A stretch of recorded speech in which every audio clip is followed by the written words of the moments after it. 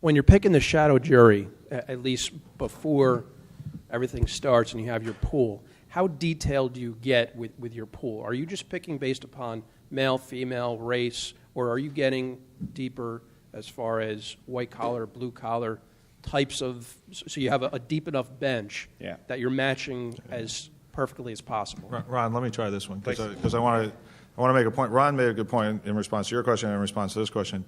Peter, I'll give a shameless plug for Ron because I actually ran a jury consulting company for a couple of years as well, and I'm very familiar with a lot of the jury consultants that are out there.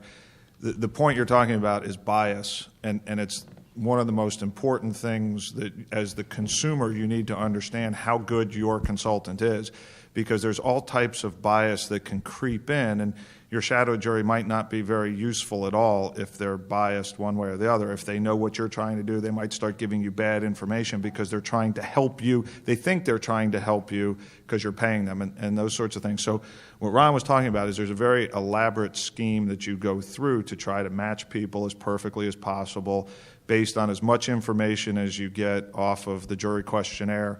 So there's a whole range of tools in the toolkit, and if it's an important enough case, I had a $5 billion case in Albuquerque, New Mexico. We submitted a 45-page questionnaire to the judge that we wanted every juror to fill out ahead of time.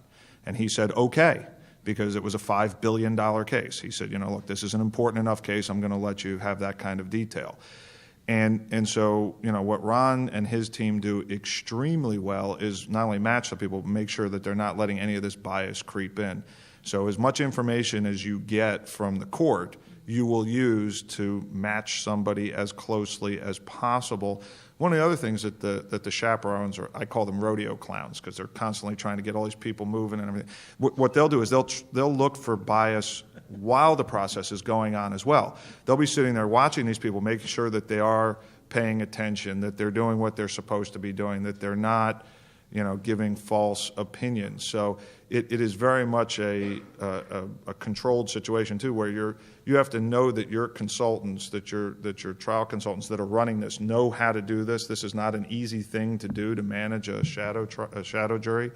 That they're doing it very well and that they're keeping the people under control so that the information that you're getting is actually useful information. I mean, the whole goal is to try to get an advantage.